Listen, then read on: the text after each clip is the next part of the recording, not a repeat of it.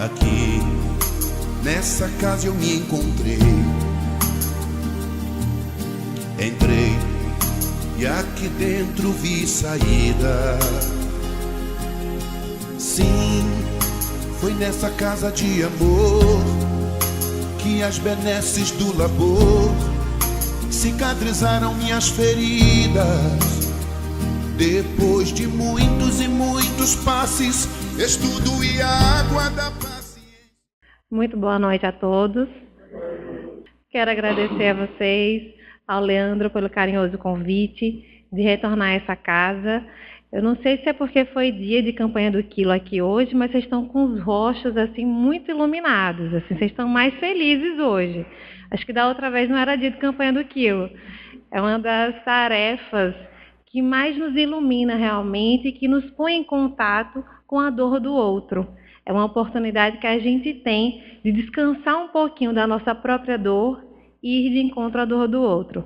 Era o que o Chico Xavier costumava fazer quando se sentia cansado, que estava trabalhando muito, então ele ia descansar, visitando os presídios, levando alimento a quem precisava. Então é um caminho aí que multiplica muita coisa boa dentro da gente e que certamente nos ajuda muito a superar os desafios da vida. E eu achei esse tema muito peculiar para esse mês em que estamos, né? Setembro, o Setembro Amarelo, como o Leandro bem colocou, amar-elo, que eu não havia pensado dessa forma, achei fantástico, então não à toa esse nome. E como ele bem estava lembrando, né? Não sei se todo mundo está passando por desafios, mas alguém está. Na verdade, sabemos que todos que aqui estamos encarnados enfrentamos desafios. Alguns conseguem passar pelos desafios com um sorriso no rosto, outros não estão no momento em condições de disfarçar. Mas aquela pessoa que a gente acha que é sempre feliz não existe ainda no nosso planeta. Então, as dificuldades são imensas e não à toa a Organização Mundial da Saúde vem nos trazendo esse alerta de prevenção ao suicídio, em que falar é a melhor solução. É importante saber que dentro dos seus desafios internos, que são inúmeros, não estamos sozinhos. Então, por isso existem as terapias de apoio, né? As terapias de grupo, o pessoal do AA que vem aí há tanto tempo fazendo um trabalho belíssimo, um apoiando o outro, quantos limites humanos se chegaram àquelas pessoas. Né? Quem tiver a oportunidade de participar, mesmo não sendo alcoólico, por exemplo, pode ir, e aí é o que eles chamam de amigos de AA. Né? Então, o amigo do AA não é anônimo, ele pode falar. O frequentador do AA, ele não pode falar fora daquele ambiente porque ele é anônimo. E o apoio que eles se dão e as histórias que a gente vê e ouve ali de subjugação humana, de chegar ao limite do pai de Deus, eu tive que ser internado compulsoriamente, fiquei com ódio da minha família, mas realmente eu dizia que ia matar meu filho, então só hoje, após a serenidade e todos aqueles transtornos terem passado, é que eu percebo que a minha família não tinha outra opção. Mas foi muito ruim, foi muito difícil. Então, sofre todo mundo. Então, paralelo ao AA, tem também o Al-Anon, que é o grupo de apoio às famílias dos alcoólicos, para saber como lidar melhor, porque diante daquela situação calamitosa, muitas vezes a gente diz, né, um bebum, vagabundo, a gente desconhece as dores que estão naquela alma e a gente parte para o julgamento, que não é a proposta cristã, não é a terapêutica do Cristo, né? O Cristo analisava as situações, mas o Espírito perfeito, puro, governador espiritual desse orbe, jamais se pôs na condição de julgador. Então, para nos aproximarmos do Cristo, para melhorarmos a nossa esfera mental, a gente precisa ir aprendendo a deixar a posição de julgadores para sermos apoiadores, né? O Cristo Consolador. O Espiritismo é o Cristo, é o consolo prometido, né? É esse resgate ao cristianismo primitivo. Então, diante da dor do outro, o respeito, o acolhimento, ainda que não tenhamos a condição moral de compreender o porquê daquele comportamento, o porquê daquela atitude, mas se eu não te entendo, que eu te respeite. Seguramente essa é a mensagem do Cristo.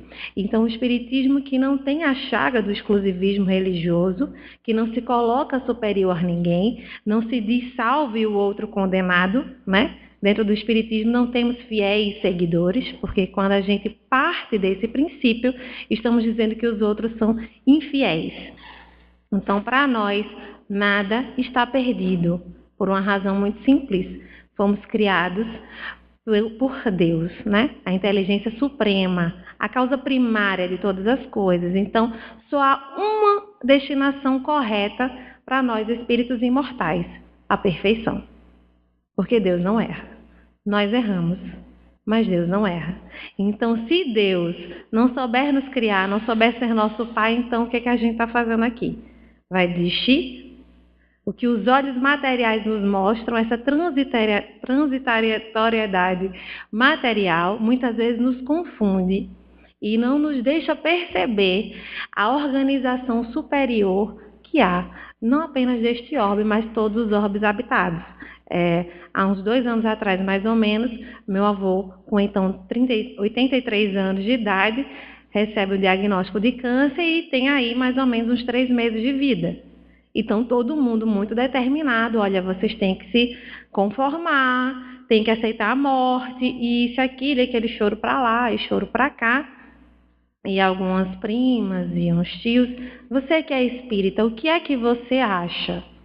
Eu acho que precisamos aguardar, mas que os olhos materiais são limitados. Há uma força suprema por trás e não sabemos o que nos reserva. Eu não tenho futuro nas mãos, nós não temos. É impossível para a inteligência limitada que somos nós prevermos a inteligência absoluta que é Deus. A gente tem uma ansiedade muito grande em querer saber do futuro, quando esquecemos nesta ansiedade, nesses processos de ansiedade que geram para nós sintomas bem ruins, a gente esquece de viver o agora, que na verdade é tudo que a gente tem. O passado, ele não existe. A gente insiste muitas vezes em morar lá, mas ele não existe. Ele é apenas uma referência. O futuro um dia será presente. Precisamos saber saborear cada momento e nos fazermos presentes aonde estamos. Muitas vezes a gente está num lugar pensando em como seria estar no outro. Aí a gente nem está no lugar e nem está no outro. Aonde estamos? Perdidos. Mas temos o Evangelho dentro de nós, como na questão 621, quando Kardec questiona a espiritualidade, ao Espírito Verdade, onde está escrita a lei de Deus? Na consciência. E numa reflexão belíssima, o Dr. Haroldo Dutra Dias vai nos dizer que isso significa que, ao nos criar, Deus implantou dentro de nós o seu Evangelho, para que possamos acessá-lo a qualquer momento e a qualquer instante, independente de estarmos com o Evangelho segundo o Espiritismo nas mãos ou não, independente de estarmos com a Bíblia ou não, com o Alcorão ou não, temos dentro de nós essa consciência divina, um instinto que lá no fundo nos faz compreender que há algo além da vida, pois que no mundo inteiro, antes de se haver internet, ou qualquer meio de comunicação mais rebuscado, em todos os povos, vamos ver, estudando a história do mundo, que sempre se havia uma crença de que há algo depois, de que há um Criador. Esse sentimento, essa intuição foi se elaborando melhor ao longo do tempo em que a nossa inteligência foi se desenvolvendo. E hoje, nós, espíritos milenares, vivemos aí a era da tecnologia. Com tantos avanços, caminhamos tanto, já sofremos tanto para chegar até aqui onde estamos. Porque hoje, embora se haja muitas dores, é o melhor momento das nossas existências, de todas elas. E nós conseguimos superar tantas coisas incríveis, tantos desafios sofridos. A gente viveu numa época que não tinha iluminação. A gente viveu numa época primitiva. Éramos primitivos. Fomos criados simples e ignorantes. Não fomos criados perfeitos. Fomos criados perfectíveis para alcançarmos essa perfeição moral que nos elevará e nos fará conhecer o sentimento da felicidade profunda que tantas vezes dizemos desejar e não conseguir. Mas como a gente pode conseguir ser feliz Se a gente ainda, foi o tema da exposição doutrinária da semana passada, né? Amar o próximo como a ti mesmo. Como que eu posso conseguir ser feliz se eu não estou conseguindo nem me amar? Se eu não estou conseguindo nem me perdoar pelos erros que eu cometi? Se eu não tenho indulgência que o Cristo demonstrou para conosco, se eu não tenho comigo mesmo, como que eu vou ter com o próximo? Então, como que eu digo que eu quero ser feliz, se quando eu digo que eu quero justiça, na verdade eu estou querendo vingança? A gente confunde muito ainda justiça com vingança. Ah, mas fulano vai pagar, porque a justiça tarda, mas não falha. Eu quero realmente que ele aprenda ou eu quero que ele sofra? Então, eu realmente desejo ser feliz? Eu estou realmente me amando? Porque eu só tenho a capacidade de ter saúde para amar o próximo quando eu consigo me amar. Mas quando eu me apoio no sofrimento do outro para construir a minha felicidade, aí eu entro num buraco negro. Estamos já nas nossas existências expostos a desafios inúmeros. Sabemos que a família é um desafio enorme, extremamente importante, né? É quem nos acolhe assim que a gente chega, volta para esse mundo material. Mas a convivência ela é muito delicada, porém muito rica de aprendizados. E na doutrina espírita sabemos que a reencarnação não erra de lugar, muito embora tenhamos tantas vezes essa sensação. Mas, se ali estamos, vivendo aqueles desafios, vivenciando aqueles conflitos, recebendo os transtornos e levando transtornos, há uma razão de ser. A gente gostaria muitas vezes de mudar a família inteira. Eu divido consultório com uma terapeuta familiar, que eu gosto muito e com quem eu aprendo muito, e ela é adventista. E a gente conversando sobre a questão do suicídio alguns meses atrás, né, para eles, retorna ao pó, né? Vieste do pó e ao pó retornarás. E ela muito preocupada, ela faz um trabalho belíssimo com adolescentes. Eu estou em débito com ela, porque ela já me convidou de forma bem ecumênica para participar, mas a gente vai entrando em tantos projetos, chega uma hora que a gente não dá conta, mas eu quero muito. E ela está muito preocupada, né, com esses jovens, com ideias suicidas e etc. E quando eu falei para ela o entendimento do Espiritismo sobre o suicídio, que a maior decepção é de você descobrir que você não morre, ela deu uma risada. Ela disse, meu Deus, é o melhor argumento que existe. Vocês espíritas têm uma coisa muito preciosa. Ela deu um alívio nela, porque ela disse, eu sinto que aí há uma possibilidade muito mais profunda de consolo do que dizer que simplesmente retorna ao pó. A decepção do suicida é descobrir que ele não morreu. Quando o seu desejo não é matar-se, na verdade, é matar a dor de estar sofrendo. Então, ele no desespero, cego, não consegue ver além daquilo e se mata. E chega lá, descobre que não apenas se mantém vivo, como com problemas maiores a lidar, como o do suicídio. Mas precisamos lembrar do amor do Divino Mestre, né? Porque muita gente vem para a palestra espírita, para a exposição, em que é falado sobre o suicídio, a gente mostra todo aquele sofrimento que é gerado, né? Vai para o vale dos suicidas, mas às vezes a gente esquece de colocar o consolo, lembrando que é temporário, que a partir do momento em que aquela mente desejar se regenerar e fizer uma prece fervorosa, aquele quadro se muda. Tá? E que quem ficou encarnado, a mãe, a esposa, pode fazer a prece que chega até ele. Por mais tormentoso que seja o seu momento, lhe vem como um bálsamo, como um refrigério. Então, esse consolador, esse consolo, a gente não vê em outras doutrinas. Porque fica limitado o entendimento da magnitude do amor de Deus por suas criaturas, que não nos condenaria jamais a um fogo eterno, a um sofrimento eterno. Então, por que que nós, quando encarnados, olhamos tantas vezes para os nossos desafios, para os nossos conflitos, como se fossem permanentes, como se eles não fossem passar? Temos uma referência interessante no nosso passado, né? Na 5ª série, se alguém foi para a final numa prova, que desespero! Era um sofrimento real, escondendo boletim dos pais, que sem dormir direito, Hoje isso é um problema? Né? Chico Xavier, diante de grandes desafios que enfrentava muitos, Emmanuel se aproxima dele dizendo que vai precisar se afastar por um tempo. Mas por que, Emmanuel? Vai ter uma reunião aí com Maria de Nazaré, mãe de Jesus? É com ela mesmo. Você vai estar com a mãe de Jesus, Emmanuel? Vou estar, Chico. Você pode levar um recado meu para ela? Claro. Então ele escreve ali os problemas, desabafa as aflições, escreve não, repassa, né? Para o Emmanuel. E aí, passado o tempo que Emmanuel retorna, e aí diz: olá, Chico, retornei.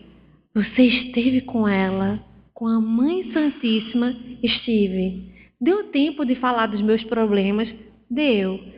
Ela respondeu. Peraí, Emmanuel, que eu vou pegar papel e caneta para anotar tudo que você tem para me dizer do recado da Mãe Maria de Nazaré. Ela, tudo bem, fica à vontade. Pode começar. E ela colocou, né? Isso também passa.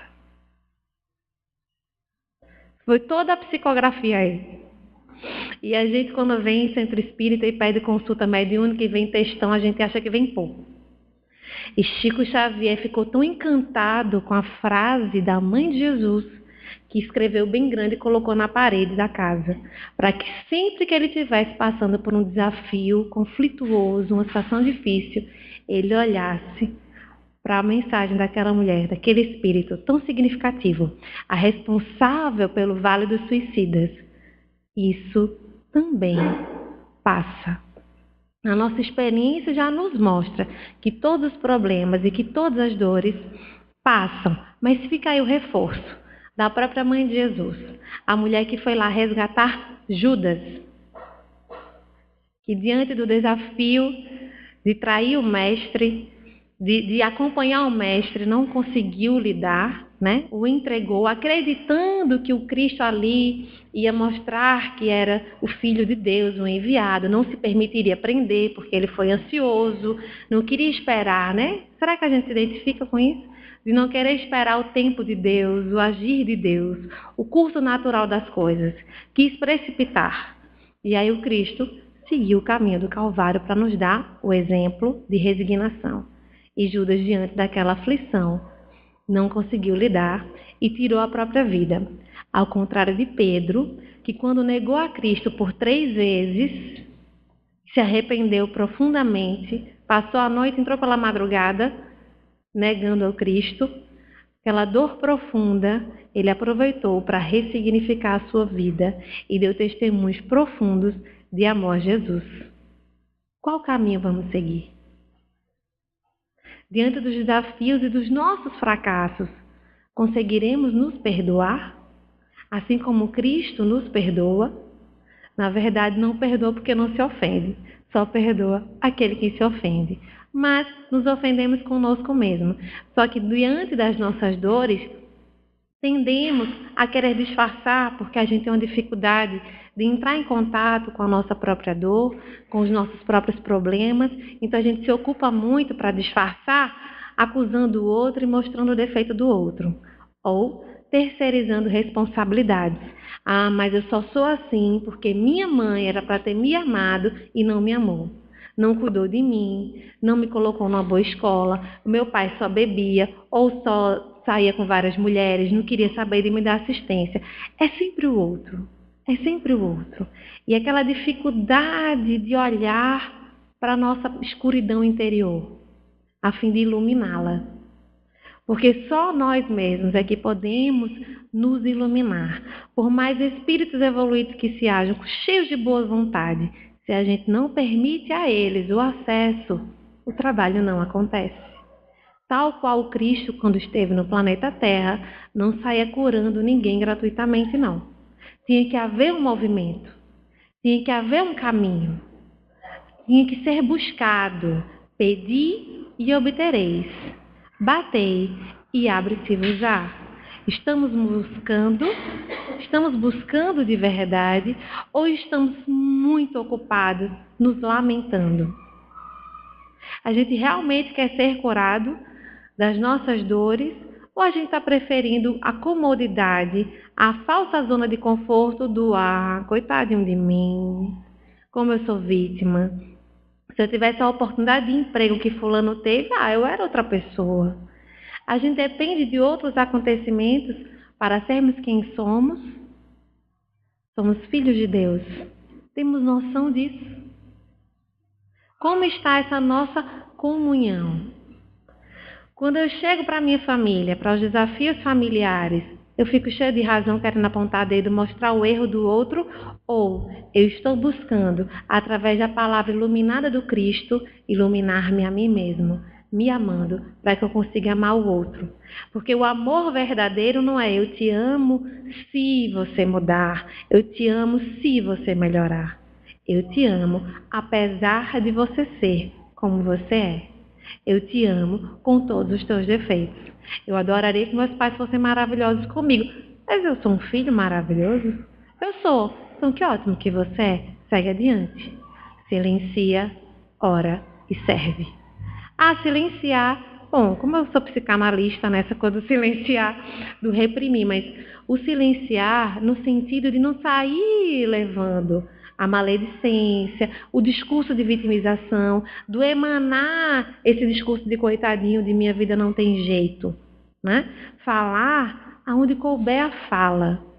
Buscar, existem terapias gratuitas, existem terapias pagas para quem puder pagar, existem muitos movimentos de ajuda, de apoio, existe um telefone que a gente pode ligar, né? O CVV, Centro de Valorização à Vida. Muitas coisas que gostaríamos que acontecesse de bom na nossa vida e a gente fica esperando que o outro dê o passo em nossa direção. A gente esquece de que a gente pode também. Quantas pessoas que se reconciliam, ficam lá, mas meu pai não liga para mim desde que se separou da minha mãe. Você experimentou ligar para ele? Por que você não pode dar o passo?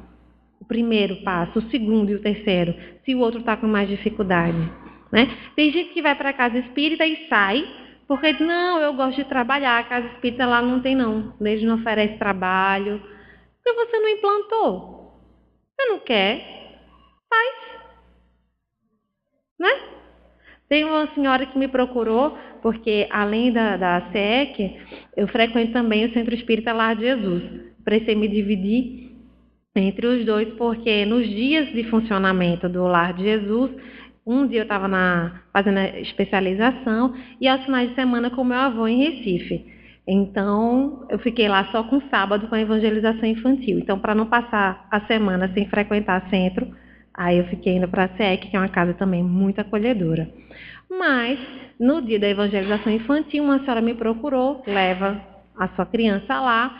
Olha, está tão ruim aqui, porque a gente chega e não tem um acolhimento, não tem uma pessoa na porta para dar uma mensagem de consolo para a gente. Não tem ninguém para receber. Todo centro que eu já frequentei em várias cidades, eles fazem isso. Aqui não é bom, não. Eu disse, olha, a senhora está vendo aquela cestinha ali em cima? Ela disse, estou vendo, é assim de mensagem. Tenho certeza absoluta, se a senhora chegar no centro com uma mensagenzinha na mão para entregar ao pessoal, vai ser maravilhoso. Se eles não estão oferecendo o serviço, é porque não há quem faça. Se a senhora deseja, é linda a ideia, é maravilhoso. O acolhimento na casa espírita, ele é essencial. A gente não sabe como que está aquela alma que está chegando. Então, se a senhora já tem experiência e já frequentou em tantos lugares, faça esse favor a si e ao próximo. Ofereça. Que custa? Chega um pouquinho mais cedo e vá fazer. Então, a gente quer fazer, a gente quer ver pronto com o outro fazendo. Tem um monte de gente desesperado querendo sair da terra aqui, na nossa pátria do Evangelho, querendo morar fora do país. Porque na Suíça, porque no Canadá, o povo lá é mais educado, a gente não passa esse estresse que tem no Brasil, esse trânsito, isso, todas as dificuldades, que é tanta coisa boa para lá que eu nem sabia que tinha tanto. Eu disse, né? Mas para outra cultura, para o outro país alcançar esse status, um pessoal importante aí, uma galerinha boa precisou trabalhar, né? Você quer só pegar pronto, quer fazer aqui não? Se você sabe tanto como melhorar o país, na tua esfera de atuação, não dá para fazer o teu pedacinho? Né? Dr. Haroldo Dutra Dias conta uma história de um mendigo que foi encontrado, né, morto, congelado, na neve, acho que em Nova York. E quando o encontraram, dentro da sua roupa de frio, tinha vários projetos sobre como melhorar a economia do país e etc. E lá bem preocupado. O cidadão não conseguiu cuidar da sua própria economia. Morreu pobre, sem ter lugar para ficar, né, sem poder se agasalhar, sem ter um abrigo, mas estava muito ocupado querendo melhorar a economia do país. Às vezes a gente se perde porque a gente esquece de florescer aonde Deus nos planta. Né? O desafio daquele pedacinho ali onde a gente foi plantado, ali a gente superar. Às vezes a gente quer ocupar o lugar do outro, é nem o nosso, nem o do outro. Né? Vamos começar pequenininho. Aonde a gente está? Estamos aqui em Camusim. O que a gente pode fazer para melhorar? Existem tantas coisas e Casa Espírita, graças a Deus, tem um leque aí de oportunidades de trabalho e daqueles que ainda não estão em execução, mas a ideia e a boa vontade de fazer. Quantas coisas boas podemos fazer para conseguirmos lidar com as nossas dores interiores? Seja onde for o nosso desafio, no local do trabalho, aquele chefe onde você quer fazer tudo certo, tem ideias excelentes e o cidadão lá com a mentalidade menor e não te deixa crescer no teu trabalho. E é angustiante, mas como que você pode fazer para lidar? A gente usa um recurso chamado prece ou só lamentação, né? Pedindo todo dia, sistematicamente, para a espiritualidade amiga, para que o mentor espiritual daquela pessoa a qual me traz dor, me traz dificuldade, me traz a lição que eu preciso aprender. Ou a minha fé acha que a prece não vai resolver, ou que vai ajudar significativamente. O psicólogo espírita, Rossandro Klinger, contou uma história que eu até compartilhei dia desses, assim, que recado importante para a gente. Falando de um amigo dele lá de Recife, que estava com câncer, né, numa situação deplorável, extremamente magro, homem tipo 1,90 m e 45 quilos, e ele estava, né, aquele diagnóstico certo de desencarnar. Que eu nem conto a história do meu avô, né? Está agora com 84 anos, 2 anos depois do diagnóstico, ele ia desencarnar com os 3 meses. O tumor só reduz e sem quimioterapia, assim, só para a gente ir acompanhando. Então, esse cidadão também, com câncer, e ele tinha recursos. À época, o Chico Xavier estava encarnado ainda, então foi visitar o Chico para se despedir. Estava para desencarnar, né? Chico, vim me despedir. Porque você está vendo, não, Chico, meu estado, vou partir aí para a pátria espiritual. Se você quer ir, não, né? Não gostaria. Então não vá. Mas, Chico, como que eu não vou? Olha o meu estado. Vá para casa, converse com Deus e diga que você não quer ir. Fique. Pergunte o que é que falta você aprender aqui. Diga que você vai se dispor ao aprendizado e peça para ficar. Esse Chico falando, né? Ele foi para casa, fez uma prece daquela fervorosa mesmo de transformar uma vida. O telefone toca. É um amigo dele. E aí, já morresse? Aí disse, estou aqui no caminho. Só, por que você não faz um tratamento espiritual? Acho que foi no Rio de Janeiro que ele comentou. Há uma casa espiritual lá, e o tratamento muito consistente. Você tem condições de ir, porque você não vai? Aí disse, tudo bem, eu vou. Aí foi fazer o tratamento. Se hospedou no hotel, se organizou todo. Quando ele estava para ir, ele teve um desarranjo intestinal. Ele estava dentro do táxi e a coisa lá aconteceu, foi um desmantelho. Ele disse, meu Deus do céu, que situação. Como é que eu vou chegar lá? E agora ele fez uma prece e Chico tinha dito a ele para ele ser objetivo, né, no desejo. Ele disse, Senhor, me ajude agora, mande uma ajuda objetiva, porque se for sinal de fumaça eu não vou entender. E ele ali naquele momento passa uma mulher que está vindo da lavanderia e ele desceu do táxi para tentar ver, eu estava procurando táxi ainda. E disse, olha, eu estou vendo aí a sua angústia, porque já estava, né, mostrando a situação. Estou vindo da lavanderia, eu acho que essa calça do meu esposo cabe no senhor, acho que serve. Então chegou lá, a calça, ele foi no mercado, comprou um lenço umedecido, foi ao banheiro, fez aquele, né, para poder colocar a calça. E vai para o táxi. Anda um pouquinho no engarrafamento faraônico. Meu Deus, como é que eu vou conseguir chegar? Porque tem senha, tem ficha, tem hora para chegar. E agora como é que eu faço? Senhor, olha, vocês têm que me ajudar. E fazendo aquela prece mais robusta, para a felicidade geral lá dele, o taxista disse, é para onde que o senhor vai? Para o centro espírita tal. Disse, eu conheço sem o atalho. Conseguiu o atalho. Chegando lá, já haviam entregado todas as fichas, inclusive tinha 16 pessoas aguardando, depois da ficha, ver se conseguiriam em caixa, etc. Aí ele seria o 17º. Disse, meu Deus, eu vim até aqui, não pode ser por engano, a mulher deu a calça, tem que dar certo isso aqui, eu vou conseguir, eu estou com fé. Aí uma senhora que estava com a ficha, recebe um telefonema, diz, como é? Mas tem que ir agora, porque eu estou no centro espírita. Tem que ser agora, tá certo. Desliga o telefone, olha para as 17 pessoas, escolhe ele e diz, meu senhor, tome aqui minha ficha, que eu não vou poder ficar hoje, eu moro aqui, amanhã eu volto. Ele conseguiu ser atendido. Durante o passe lá de maca, no tratamento espiritual que ele estava recebendo, um médium que estava mediunizado disse, e aí meu filho, como foi? Como foi o quê? Experimentar a objetividade de Deus. Porque, olhe, espíritos de uma autarquia maior do que a que trabalha aqui com a gente foi mobilizada para lhe ajudar. Eu não sei o que aconteceu para você chegar aqui, mas teve uma mobilização muito grande. Diante dessa circunstância, em que momento ali a gente já teria desistido? Quantas etapas foram vencidas? E a gente escolhe acreditar se vai dar tudo certo, porque não estou ali à toa e a coisa tem que fluir para mim, porque o nosso pensamento abre caminhos.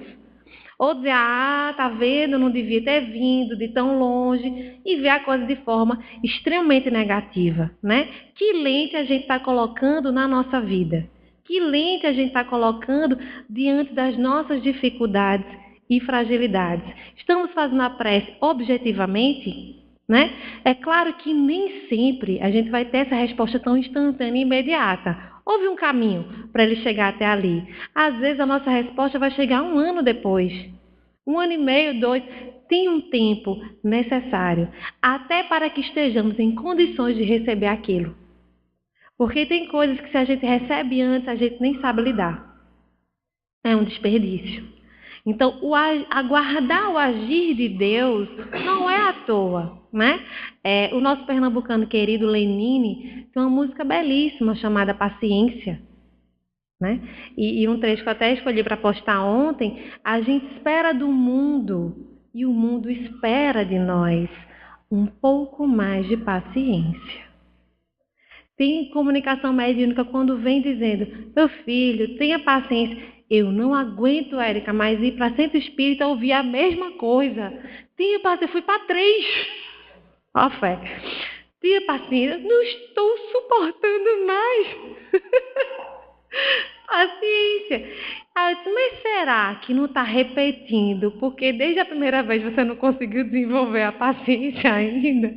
Não é aquela história, quando a lição se repete, há algo que você precisa aprender, né? E ele continua na canção, né?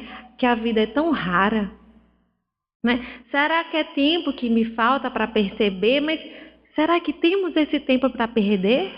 E quem quer saber? A vida é tão rara. Então tenhamos paciência. Hoje a gente tem tantos recursos que nos contribuem para sermos melhores. A gente tem meditação, a gente tem tanta música linda, Érica, mas meditação, coisa difícil de fazer. No início, né? As pessoas quando bebem pela primeira vez não acham bom não, tem uma disciplina ali, um esforço para chegar onde eles chegam. E, né? Amargo, arde, queima, rasga. Mesmo assim, chega a hora que o camarada... Então, uma disciplina incrível, né? Por que a gente não faz a disciplina? Para o que produz na nossa vida.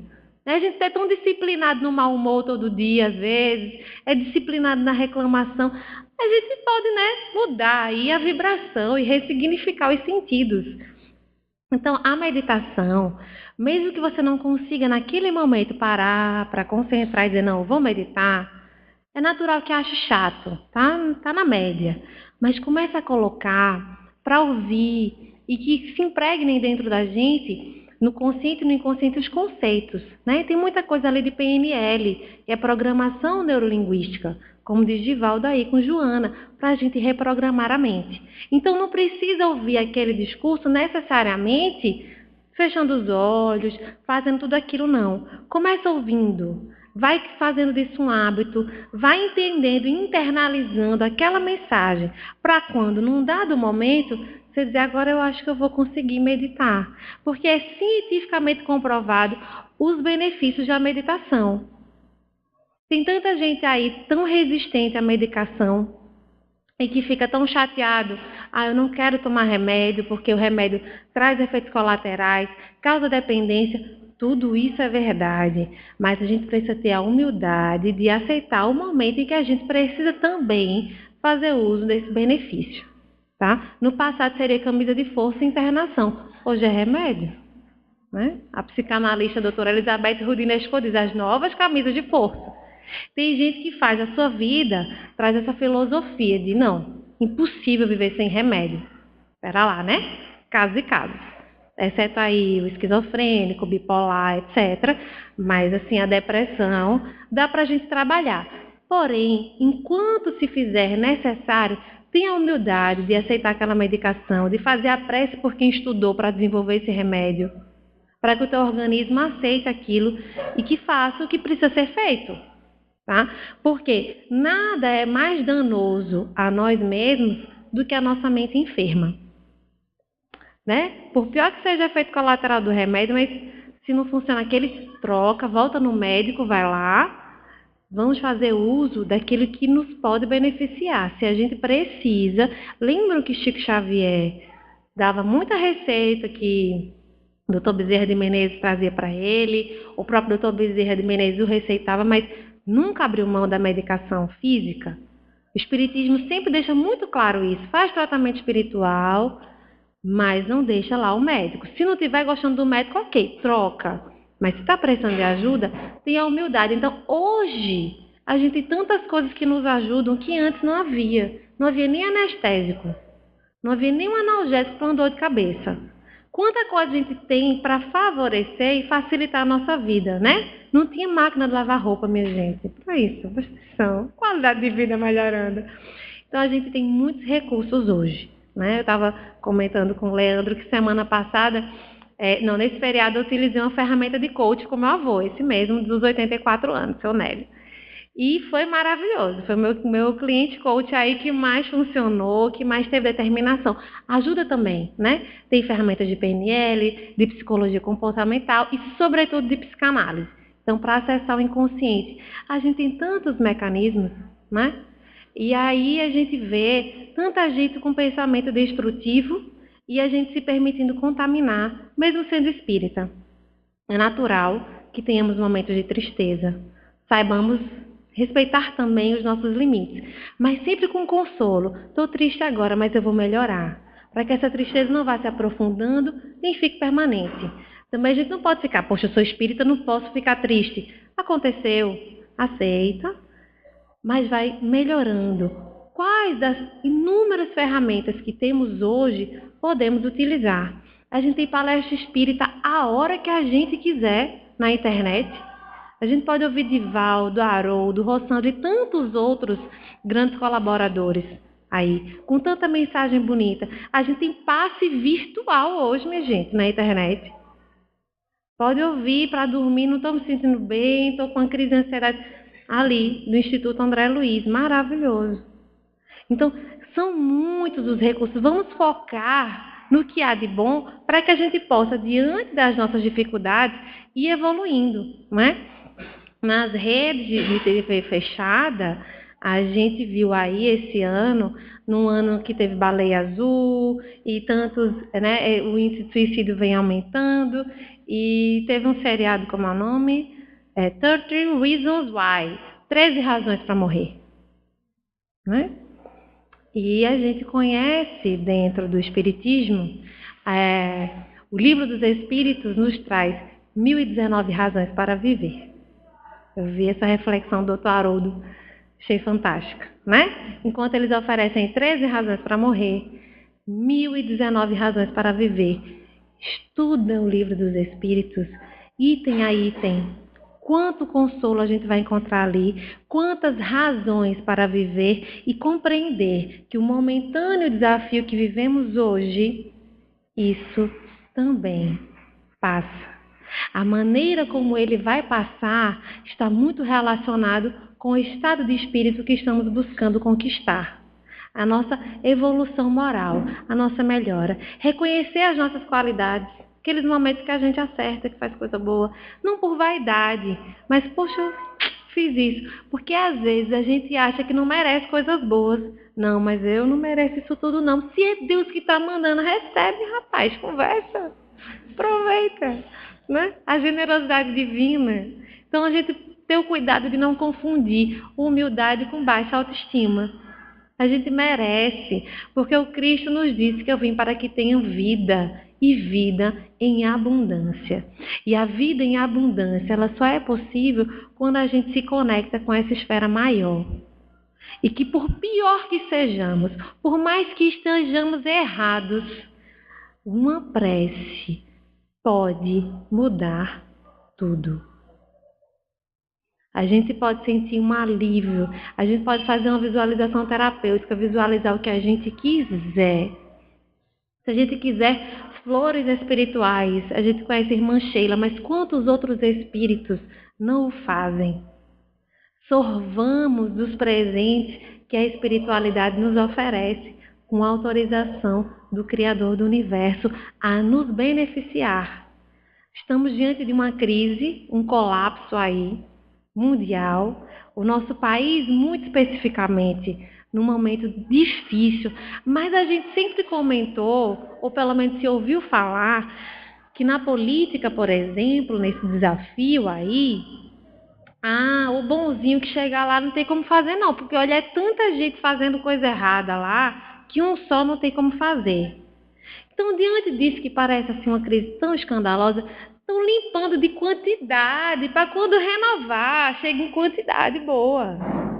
Porque de um só, outro perdido, não dava. Então tem que ter essa mexida grande, né? A reforma, ela é péssima de visual, né? Se for botar aqui cerâmica em todas as paredes, for mudar o teto, no processo que a gente chegar vai dar gosto ver, horrível. E a gente que não sabe, que não entende de engenharia, vai dizer, ai meu Deus, isso vai dar certo? É esse o nosso olhar diante da crise. Mas Deus sabe que vai dar certo. Jesus sabe, no fundo, nós sabemos também. Então, depois daquela crise da reforma da obra, de o teto parece que está caído, de pedra, de poeira, e a gente espirrando aquela coisa toda, depois vai ficar belíssimo, que é o que acontece depois das reformas. Então, Brasil, coração do mundo, pátria do Evangelho. Que privilégio temos de estarmos reencarnados aqui, embora às vezes não pareça. Mas, para que a reforma aconteça, alguém tem que colocar a mão na massa, né? E às vezes a gente se sente tão sobrecarregado, mas a gente se sobrecarrega porque às vezes o outro não está ajudando. Mas se todo mundo fizer um pouquinho e somarmos as nossas forças, é incrível os resultados que a gente vai ter com coisas simples. Grupos de apoio. É tão simples falar, colocar para fora. E aquela dor que parecia ser tão tua é de mais pessoas. E aí vai trocar experiências. Nossa, você também, né? Fazendo terapia de grupo com adolescentes numa escola municipal. Final do ano passado. Foi impressionante, né? Jovens de 13 a 15 anos. Já na primeira terapia foi uma situação bem caótica, era a minha estreia. Como terapia de grupo, eu tinha terminado a residência da psicanálise fazia pouco tempo, então a gente atende até 10 pessoas, tinha 9 e faltava chegar uma. Quando a jovem adolescente chegou, os outros 9 começaram a vaiar, a gritar, a xingar. Eu disse, meu Deus, que teste é esse? Que provação é essa? Uma pessoa que vem para fazer terapia e sofre bullying e eu aqui, eu disse, Senhor, ajude aí, Freud, todo mundo, compareça, por favor. E ela foi extremamente rejeitada. E eu aprendi uma lição com aquela menina. Ela só tinha 13 anos, bem magrinha. Ela encarou aquelas 9 pessoas e entrou e sentou. Porque eu sou bem sincera, se fosse eu tinha ido embora, mas assim, cheia de razão, dona da verdade, que aquilo é um absurdo. Né? Tinha uma cadeira no meio e tinha uma mais próxima a mim. Assim. Aí ela passou direto, segurou, eu vi o olhar dela e sentou.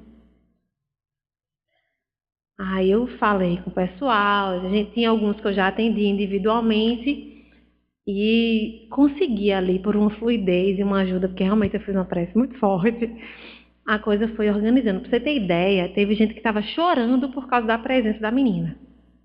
Porque ela era muito fofoqueira, ela era péssima, ela infernizava todo mundo e etc e tal. E aí a gente conseguiu apaziguar até rapidamente aquele primeiro momento. Coloquei para eles a importância da terapia de grupo e a seriedade que era. A partir daquele momento, todo mundo era psicanalista ali. Nada do que é colocado na terapia de grupo pode ser falado, pode ser comentado fora. Então é um segredo, é um sigilo. Eu posso contar com vocês.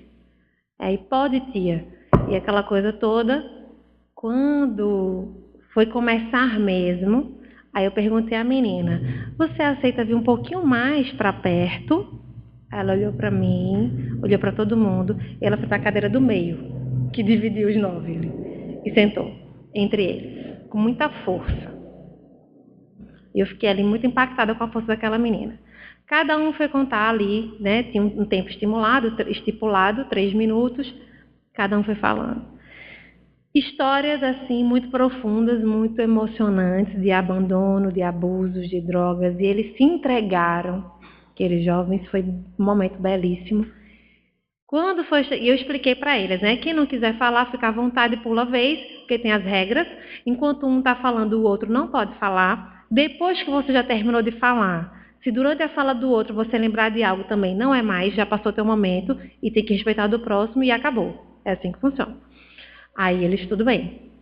Quando chegou na vez dela, né, que eu tinha explicado que poderia pular, e eu estava certa de que ela ia pular, e diante de uma fala lá, ela estava muito emocionada. Quando chegou na vez dela, fulano, eles tiveram novamente uma exaltação, até que a gente conseguiu conter.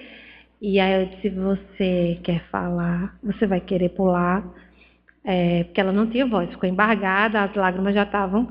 Ela disse, eu quero esperar, eu posso ser por último, eu quero falar. No seu caso, pode. Então, todos falaram, fui. E aí ela trouxe o caso dela, né? Que o pai dela era viciado em crack e que ele matou a mãe dela. E ela tinha 4 anos de idade, né? E ela era muito habituada a ver esse pai chegar louco, brigando e batendo a cabeça da mãe na parede. Ela narrou tudo e ali aqueles outros jovens foram, né, se sensibilizando com a história dela. E ela chorando muito, tremendo muito, relatando o medo e o pavor que ela tem daquele pai. Que medo, eu tenho muito medo do meu pai, porque ele é ladrão, ele é drogado, ele é assassino. E sempre que ele vai me buscar para ir para a casa dele, que eu nem sei por que ele me busca, eu tenho tanto medo que ele me mate, ele vai me matar. Eu disse, hoje você tem 13 anos, ela disse, Quando ele fez isso com sua mãe, você tinha 4 anos. 4 anos. E aí ele tinha casado de novo, ela contou lá, tinha um filho com essa esposa, 2 filhos que já eram dela, e todo final de semana esse homem ia buscar essa filha, para passar o final de semana com ela. Eu disse, seu pai já bateu em você alguma vez na vida? Não. Bater em mim ele nunca bateu, não. Por que ele vai buscar você no final de semana? Que ela morava com a avó. Não sei. Ele faz questão de buscar você todo final de semana e ele nunca bateu em você? Não. Com os seus irmãos ele bate? Não, não bate. Ele é carinhoso com meus irmãos. Comigo que não é. Eu fico no cantinho morrendo de medo dele me pegar e me matar. Mas... E a gente foi propondo aquela reflexão, né? Não, ele brinca com os meus irmãos, ele só não brinca comigo. Comigo ele não chega perto. Na esposa dele atual, ele bate, ele machuca. Não, nunca vi nada lá, não. Eles vivem bem, todo mundo tranquilo. Seu pai é um assassino, meu pai é um assassino. Seu pai é um ladrão, e drogado. Ele continua usando droga, ele continua nervoso como ele era antes. Agora que a senhora está falando, eu não lembro não. Corre o risco de seu pai ter mudado muito. Né? Parece que ele mudou. E você congelou lá quando você tinha 4 anos. Seu pai nunca bateu em você. Faz questão de te buscar todo final de semana. Ele pode ter cometido crimes, ele pode ter errado, mas ele é teu pai e faz questão de estar perto de você. Por que será? Sai um peso aquela menina naquela hora. E ela, eu acho que meu pai gosta de mim. E a partir dali, aquela relação ressignificou. E eu levando o caso para o professor da psicanálise, ele disse que se todo investimento que você fez no seu curso fosse só para atender esse caso, seria valido a pena. Foi a sensação que eu tive. Mas por que eu quis trazer isso aqui? Quantos desafios essa menina precisou enfrentar até conseguir falar e colocar para fora? Que na primeira vaia, quantos de nós não teríamos ido embora? E aquela mãe que estava perto de fazer 13 anos ainda, na verdade, ficou, segurou, valorizou a oportunidade de fazer terapia que muitos de nós adultos negamos. Na semana seguinte ela não pôde ir, fiquei preocupada. E eu perguntei na terapia, como foi? Todo mundo manteve o sigilo? Mantivemos, tio, ele foi tão bom, foi legal. Estava todo mundo muito amigo, ficaram todos amigos dessa menina. E aí na outra semana, quando ela pôde vir, pediu 1000 desculpas, porque precisou faltar a aula e a terapia, etc. Aí, um mês depois, que ela me contou, eu fiz, e aí? Como é que tá seu pai? Tem visto seu pai? Tá ótimo, ele agora está morando lá em casa. Ele deixou aquela mulher lá e agora ele está morando com a gente. Feliz. Se fosse num outro momento, essa menina está sem dormir um mês, porque já fazia mais ou menos um mês que o pai estava lá, e ela feliz, porque ressignificou essa relação. Saiu do papel de julgadora, que não era fácil, né? Cometeu um crime contra a mãe dela, trouxe ali muitas sequelas, mas essa jovem conseguiu ressignificar. São quantas dores, quantos desafios, quantos sofrimentos, e escolheu ser feliz. Saiu daquela posição de vítima na primeira sessão. Né? Na terapia a gente entende que todo o mérito é do paciente. Eu não fiz nada. Ela quem quis ir e foi até o fim. Quem muda no cotidiano não é o terapeuta, é a pessoa.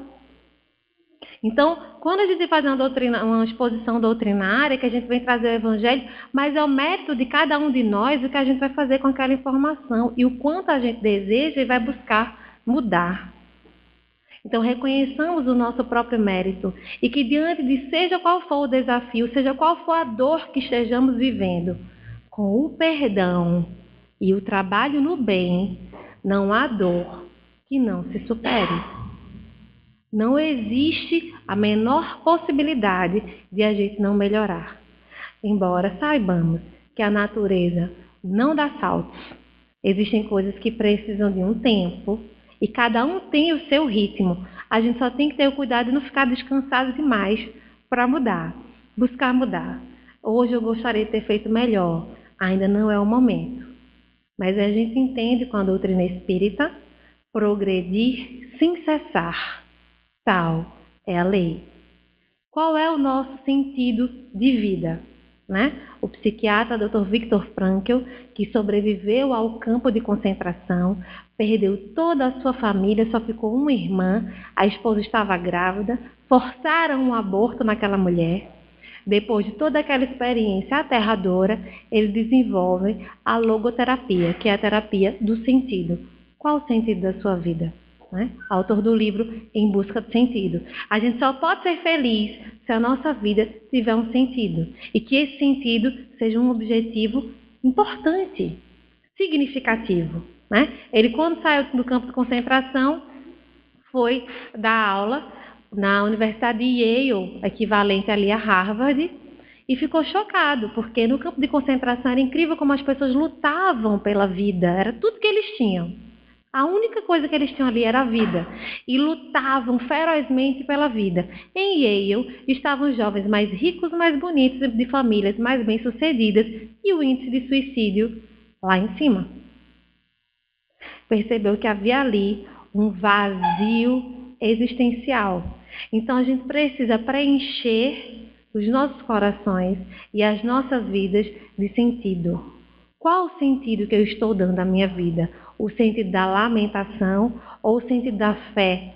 Trabalhando aí com a caridade, que é esse amor em movimento. A caridade é paciente, tudo suporta, né? A gente vai ver ali a caridade segundo São Paulo, belíssimo. Então a gente tem como modelo e guia da humanidade o terapeuta dos terapeutas, Jesus Cristo. Temos hoje inúmeras facilidades para boas coisas. Como estamos usando as ferramentas da tecnologia para ver e ouvir coisas edificantes, ou a gente está vendo besteira, violência, pornografia? Tudo que a gente faz, o que a gente sente e o que a gente pensa é de uma responsabilidade gigante. Porque qualquer coisa que a gente consome daquilo que não é bom, a gente está patrocinando. Quando eu consumo bebida alcoólica, eu estou patrocinando a indústria de bebidas. Quando eu consumo drogas, eu estou patrocinando o tráfico. Do que você é patrocinador da sua vida? Para movimentos de caridade, para coisas boas. Patrocinador de frutos que sejam bons para a tua vida, ou daquele que não é. Que a doutrina espírita, esse consolador prometido, cresça pujantemente em nossos corações e que possamos colocar em prática o amor de Jesus por nós mesmos. O maior espírito que esteve à terra teve sobre nós e tem um amor tão gigante que se permitiu ser crucificado. Que não percamos a oportunidade da preciosidade e raridade do presente que é a vida. E nos lembremos sempre, seja qual for a dor, isso também passa. Muita paz a todos. Muito obrigada pelo acolhimento. Boa noite. Então, falando aí sobre a vida e esse presente divino que ela é, vamos fazer uma prece. Pedimos ao mentor espiritual da casa que nos inspire, a cada mentor espiritual de cada um de nós, que consigamos nos conectar a eles e que sejamos gratos. Esse sentimento de gratidão que nos é tão benéfico, que nos faz florescer tanto, que nos é tão salutar, que saibamos agradecer o dom da vida, que saibamos agradecer cada pequena conquista moral que consigamos. Que o nosso mentor espiritual consiga conversar com cada um de nós e na nossa intimidade nos mostrar o que for necessário ver, nos fazer ouvir o que for necessário ouvir, para que possamos aproveitar a vida da melhor maneira, seguindo os exemplos do Cristo, que tenhamos humildade de aceitar as provações e uma fé segura para possamos enfrentá-la. Como diz Kardec, fé inabalável é somente aquela que pode encarar a razão face a face em todas as épocas da humanidade. Agradecemos, Senhor, estes momentos de paz em que podemos te sentir em vibrações tão fraternas.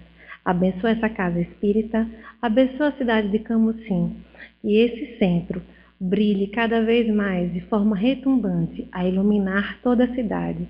E como nos disse o Cristo, brilhe a vossa luz, que nos iluminemos, a fim de iluminarmos também ao nosso entorno. Muita paz e que assim seja.